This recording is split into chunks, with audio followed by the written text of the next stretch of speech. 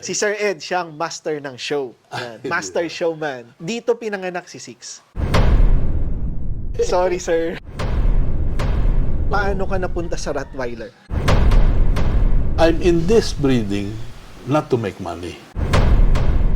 How can you afford to have so many dogs? Isasali pa sa show, yung pagsali sa show, gastos Very din yan. expensive. Pag imported ang aso mo, ay hindi ka dog lover kasi wala kang aspin. Bakit ka na-inlove sa Tibetan? Isang magandang araw mga boss amo. Ngayong araw ay ikikwento ko sa inyo ang aking pagbisita sa isang kennel sa Tagaytay. Malaking parte ng supero ang kennel na ito dahil sa kanya nanggaling ang bloodline ng aking mga Rottweilers. At ang kanyang mga aso ay may halong supero premium raw dog food ang diet. Pagdating ko nga ay lumibot muna kami. Pamilyar ako sa lugar dahil noong unang panahon ay dumadalaw na ako dito. Ang kaibahan lang ngayon ay mas malalaki na ang mga puno. Mas masaya na ang inang kalikasan. Mas presko na. Bagay na bagay sa mga aso na masayang namumuhay kahit walang aircon. At pagkatapos nga naming lumibot ay wala nang kuskus balungos. Sinimulan ko na ang interview sa isang tao na masasabi kong mentor ng supero. Hindi na natin papatagalin, ipapakilala natin si Sir Ed. Hi, morning. Edwin Martinez po ito. Ako yung may-ari ng Edmar Kennel. Edmar Kennel actually started almost 40 years ago. 40 years ago, ha? I started with German Shepherd, one of my favorite breed because of their intelligence, working, very malambing sa mga tao. I have here with me, nakita ko itong picture na to, this is Uran. At that time, I got this puppy when he was 2 months old from a neighbor who's also a sportsman, sabihin natin. Kasi mahilig siya sa dog show din. Ang favorite breed niya is German Shepherd. At that time, hindi pa masyadong kilala yung Rottweiler. Rottweiler was introduced into the Philippines a latter date. Medyo pick up siya ng popularity mga 1990 na, more or less. So this is Uran, one of the top German Shepherd at the time. This one is Sheena naman, also an imported female. One of the winningest female that I own and one of the top female at that time. Sir, inote lang natin, nakalagay sa picture ay 1988, ha? 1988. Sir Ed, ilang taong ka dito? So if na 1988, I was 34. Okay, sorry. 34 years old. 34 34. years old ka nung sumali ka sa dog show. Actually, this is 88. I started in dog show sa German Shepherd, mga 83, 84. Kaya 88 ito. Ito at the time, medyo pa-retire na si Uran at that time. This picture was taken dun sa garden sa bahay. Ano yan, sir? Import sila? Yes, both of them are Both imported from Germany. This is Taiwanese judge, Lansder Group and Show na ginanap sa football field at that time. Lalaylay talagang dila nyo, katatakbo doon sa... Paano ka napunta sa Rottweiler? So at that time, because of the allergy ng mga children ko, some of my friends who started going into Rottweiler, bagong na-introduce pa lang sa Philippines at that time. Nakita ko yung Rottweiler, ganda. And then I started researching about and mga labasa kong mga traits, which is, for me kasi, gusto ko yung aso na, aside from being a companion, gusto ko yung working naman, meaning may silbi. I mean, I'm not saying na yung mga toy walang silbi, but lahat ng aso, kaya nandito sila, they exist for a reason. Iba-iba nga lang. I'm sure you know that. You're involved in so many different breed. May mga aso talagang just maging toy, kasama ng may-ari, di ba? Kasama pa matulog sa kama, this and that. For me, my preference sa aso is they should be possess good temperament. Number one yun. Good temperament. Kaya mong i-control siya, makinig sa'yo. Hindi siya basta-basta mangangagat na lang or mga aaway or whatever. And me and you, we are not yung mga one-dog person. Sa mga one-dog person, walang problema yun. Pag if you have more, doon lalabas yung problema. Agree. Oo, ay lalo na yung pinapalabas mo or inaano mo yung pack walk. O I salute you. Yung controlling more than 10 dogs and then sabay-sabay maglakad, and that's no easy task. Definitely. Akala mo madali lang yan. Yeah. Oo. No, it's not. Definitely, it's not. Paano ka nagseselect ng ikikip mong puppies? Okay. Generally speaking, ang isang breed, as long as it's up to the standard, they should possess the breed purpose. I would encourage also yung mga prospective pet or dog owner, kung naghahanap pa lang kayo ng breed, dapat maghanap kayo ng aso na bagay sa inyo. Ibig sabihin, ang cute, ay, ganon. Tapos, other than cute, yung ibang ugali niya, hindi mo na gusto, it will be a problem, definitely. I've seen a lot of dogs. I've owned a lot of dogs as well, especially dito sa Tagaytay, which hindi lang 200 siguro yung na-breed ko dito. Makikita mo yung ugali ng breed. Of course, there will be aso na may topak. Parang tao din yan. Correct. Hindi mo maano yan. Yun ang tinatawag na wala na sa breed standard. Meron naman yung mga aso na talagang shy, mahina ang loob. Kahit na Rottweiler yan or other breed, talagang meron na lalabas na gano'n. Ganun ang labas niyan. Ibig sabihin, dalawang bagay lang yan. Either nagkaroon ng genetic problem or mali ang upbringing. Actually, pitbull, I own pitbull. Nagkaroon din ako ng pitbull dati. Super bait. They can be very furious. Yung mga people that are involved in dog fighting, they train their puppy, their dog for future use. Puppy pa lang, develop yung ang kanilang ugali. When you say, going back to your question, sa akin raw, ang aking choosing process or elimination, I'm in this breeding not to make money.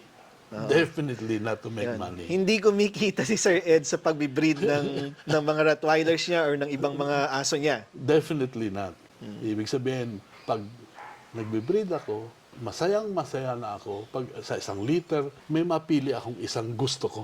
Ibig sabihin, up to my standard. Ano yung standard na yun? So, ito yung tinatawag na, maganda. Up to standard. Yung, ibig sabihin, yung height, yung physical attributes. Secondly, is yung kanyang temperament.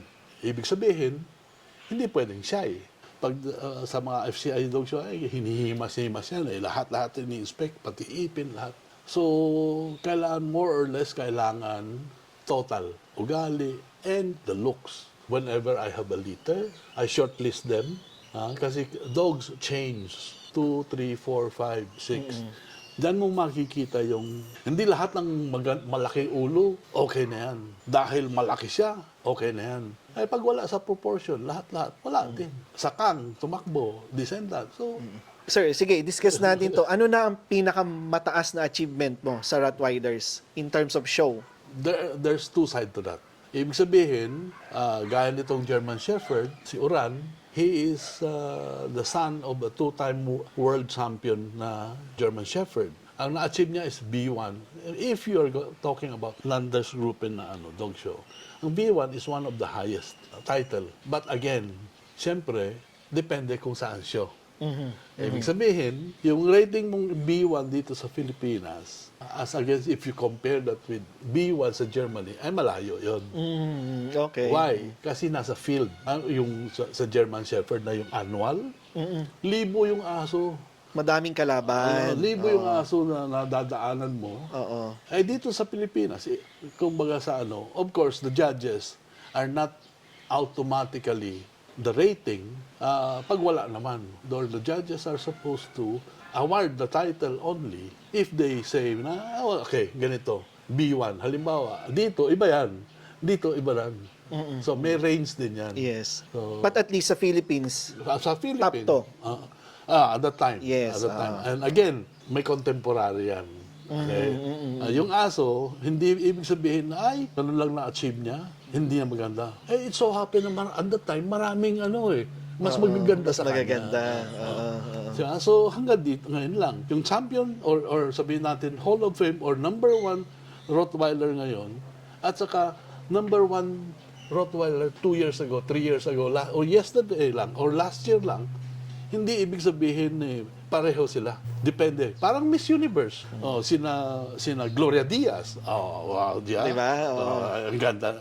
Yung mga Miss Universe ngayon, iba rin ang ano. Mas magaganda ngayon.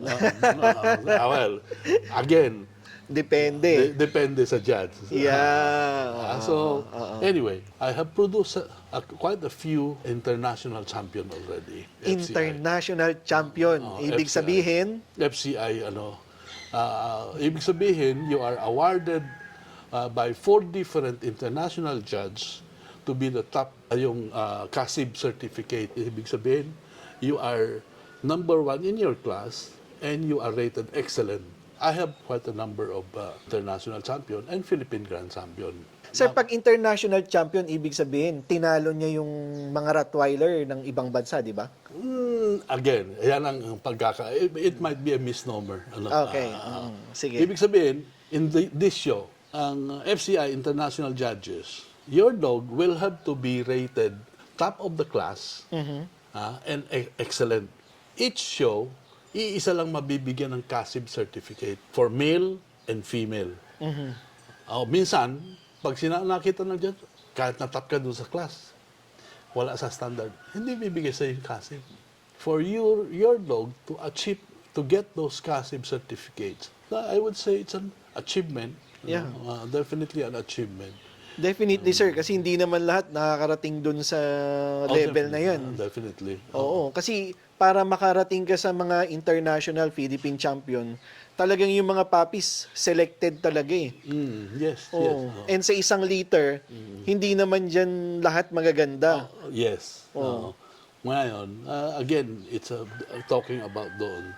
Parang magkakapatid yan. Parehong tatay, parehong nanay.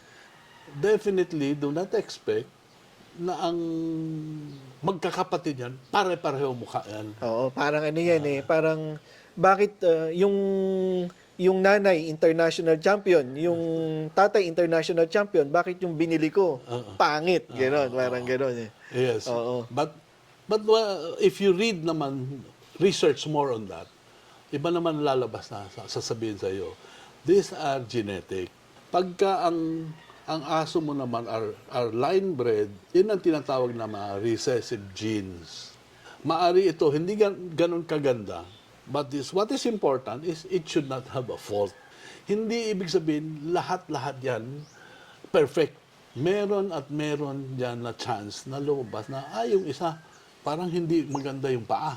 Meron akong sa litter na na-produce na hindi ko gusto, hindi maganda. Maniwala kayo sa hindi. Minsan pinamimigay ko na lang without the Papers, pedigree. yeah. Without the pinamimigay ko na lang. Sabi, pang guard dog niyo na lang yan. Pero pag medyo maganda naman, I would tell you, this is a good specimen. Yeah, honest ka naman doon eh. Pag may diferensya, sabihin mo sa akin. But this one, so far, yan ang hindi nga, he or she might not be the pick of the litter. But it so happen na dito sa 10, ito yung gusto ko. Kaya tatabi ko dahil pongdog show to. Yes. Yung iba, hindi ibig sabihin, hindi maganda.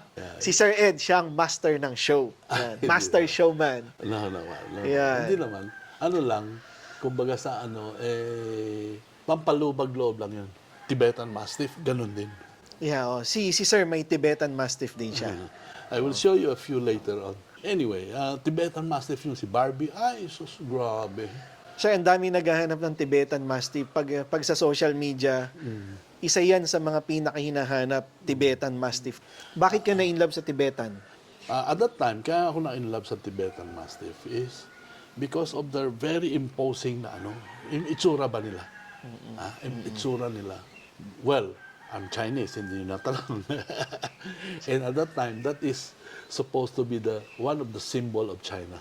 So, naghanap ako dyan. At that time, there was a control of export ng Tibetan Mastiff.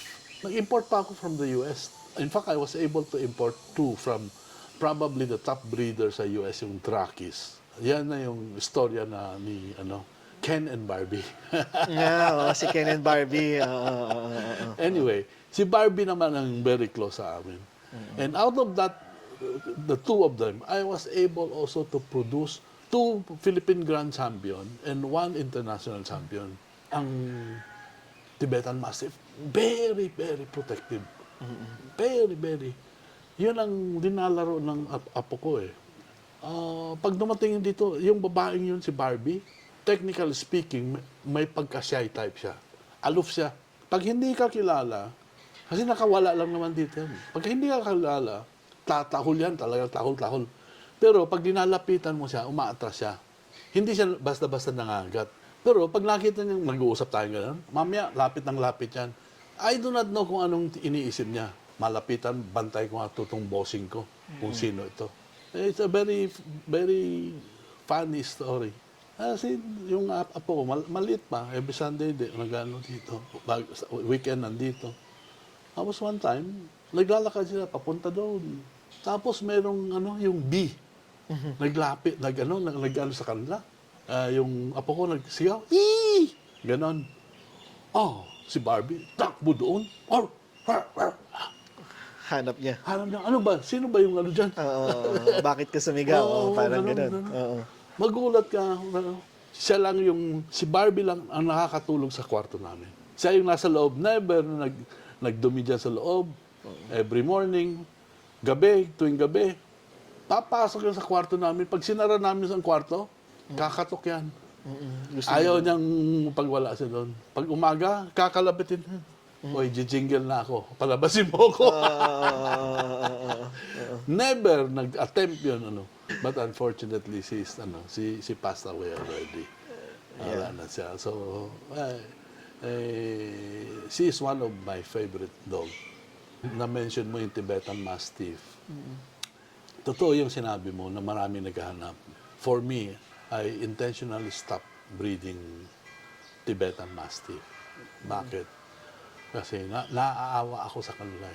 They are breed na talagang bagay sa malalamig na lugar. Correct. I'm lucky na, kasi meron ako ditong siguro mga 2 o 3 Tibetan Mastiff na nung una, hindi pa natin alam, pagdating ng summer, laway ng laway. Laway. So, nagbabasa rito. Tapos, pag hindi mo araw-araw nalinis yan, nagkakaroon ng Rashes. Makapalang balahibo nila. Hindi mo makita. Tama. Pag nakita mo, grabe na. Yes. Oo, ma'am. Meron akong 2, I think, na disgrasya because of that. So, later on, kaya meron pa rin akong Tibetan dyan na ito yung mga nauna na breed ko. What I do is, I trim them. Pag during summer, I trim them. Para numipis yung balahibo. Para hindi sila mahirapan para maka-adapt. Tibetan Mastiff are large dog. And they are working dog. Hindi mo siya pwedeng ikulong. Correct. Huwag mo siyang ikukulong. Ikulong mo man siya, okay, fine. Pero meron siyang oras dapat na nakakaikot. Nakakapag-exercise.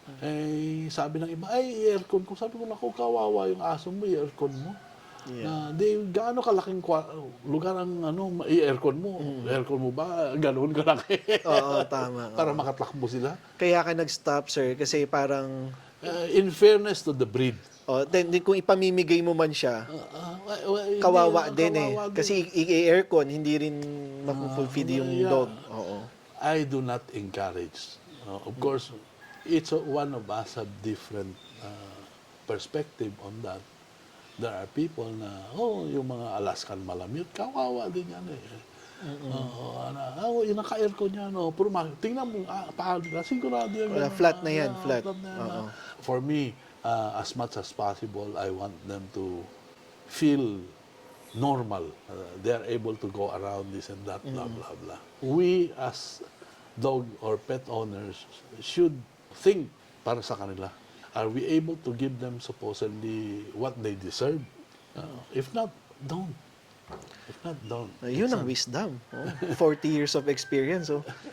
Alam naman natin, ang dogs ay ano yan eh, Expensive. expenses siya, cost center siya eh. How can you afford to have so many dogs and isasali pa sa show, yung pagsali sa show, gastos Very din yan. expensive. Hindi ka nag-breed, then ibebenta mo yung puppy, then hindi ka nagpa-profit for the puppy. So, how do you sustain, sir? Savings. Savings. Oh, I'm retired professionally already. I'm retired. Monthly expenses. Yeah. Hindi ko na hindi ko Exempted. Hindi ba magagalit si ma'am pag tinanong yon?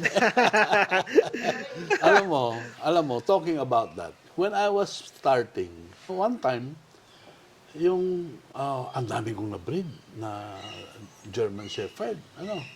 Siguro more than 20 yung German Shepherd ko doon sa Malabon.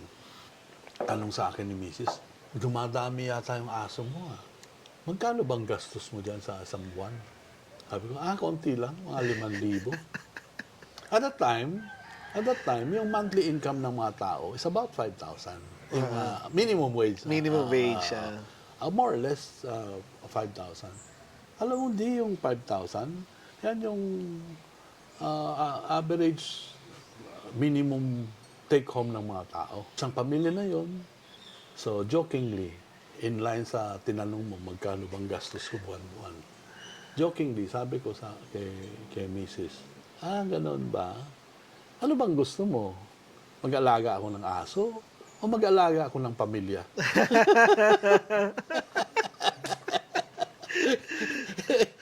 So, aso na lang. Ilan bang aso kailangan mo? I would say my wife is very supportive naman on that. Yan. Ako naman, I mean, of course, I know yung expense, I understand your expense.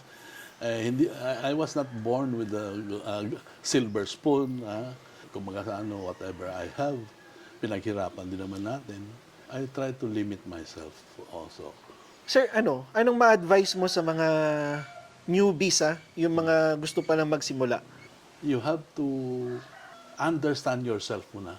Bakit Rottweiler? Anong purpose mo in buying one dog? Gusto mo pang-forma lang?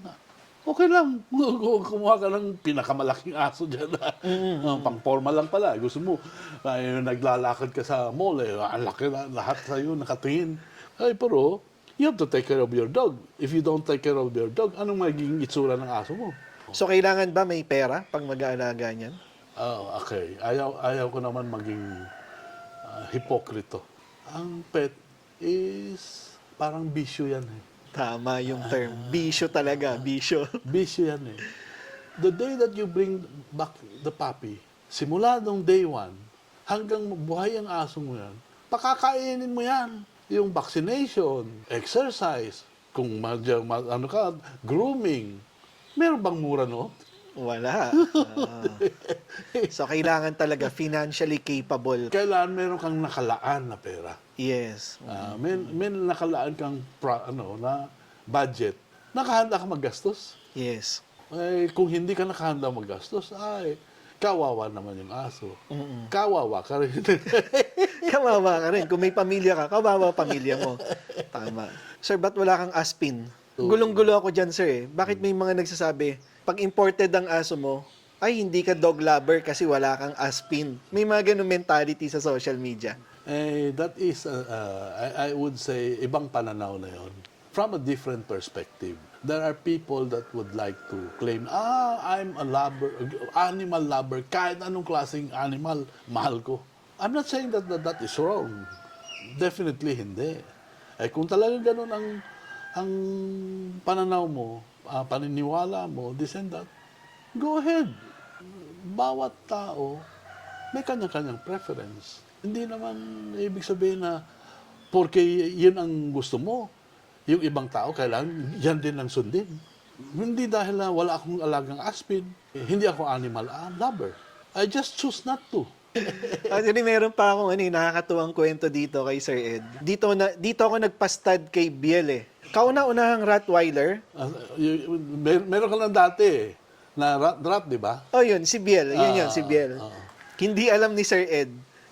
Hindi pa ako nagsasorry dun. Nagsorry na ba ako? Dinala ko dito dahil hindi ko alam kung paano papaanakin si Biel. Kinausap ko si Michael, Michael, yung pinaka-head ni Sir Ed dito. Michael, pwede bang dito manganak si Biel? Alam mo ba yun, sir? Hindi ko na maalala. Hindi, alam ko na sinabi ko sa iyo noon eh. Sinabi ko sa iyo noon, dito ko pinaanak. Okay. And then, nung nanganak na, tsaka ko lang yata sinabi sa'yo or... Kaya si Six, dito pinanganak si Six. Ayun yung mga kalokohan ko noon na personally, sorry sir, sorry. It's okay, it's okay. Sa akin naman is okay lang yan, wala naman. At saka doon ko natutunan yung biosecurity. Kasi nung time na yon parang sinabi mo sa akin na dapat magpaalam ka dahil biosecurity risk yon. Yes. Oo. So doon ko na open yung isip ko na, uy, dapat pala hindi talaga ganon. Kailangan i-isolate muna yung aso na galing sa ibang lugar. Yeah. Dahil hindi natin alam kung anong meron. Sa'yo, ang dami mong alaga. Yeah. Oo, delikado yun. Although sa mga, based doon sa mga video na nakikita ko naman sa'yo, is that, ano naman siya, yung aso mo naman, kasi merong mga tao na, hindi pwede, ano yan, kailangan mo hugas-hugas ka. Yeah, Na yung super secured ba? Parang tao din yan eh. Kung yung mga tao na parating, makikita mo, parating nakahubad, palakad-lakad dyan sa kalsada, matitibay ang resistensya. Yes, oo, yun. Unang pasyal mo rito, nag-uumpisa ka pa lang mag-aso eh. Meron ka isang Doberman, isang Rot yata, saka yung si Puli yata. Hungarian Puli. Ginagawa pa lang yung lugar mo doon eh. Iba naman ang exposure mo eh. Of course, eventually na-expose ka rin sa breeding, this and that. Ang advantage mo naman, yung mas marami kang experience naman, is in dealing with different breed. Although generally speaking, similar naman yung yan, pero I believe, iba-ibang breed have the different personality. Kumbaga sa parang sabihin natin, mga Pinoy, ibang pag-iisip. Mga Hapon, ibang pag-iisip din yan. Di ba? Dahil it's the way how they are, mga Amerikano, iba rin mag-isip. O, mga Chinese, iba rin mag-isip. Ay, sus. Di ba pure beef ka? Oo, pure beef. Thank you. Dala ka pa.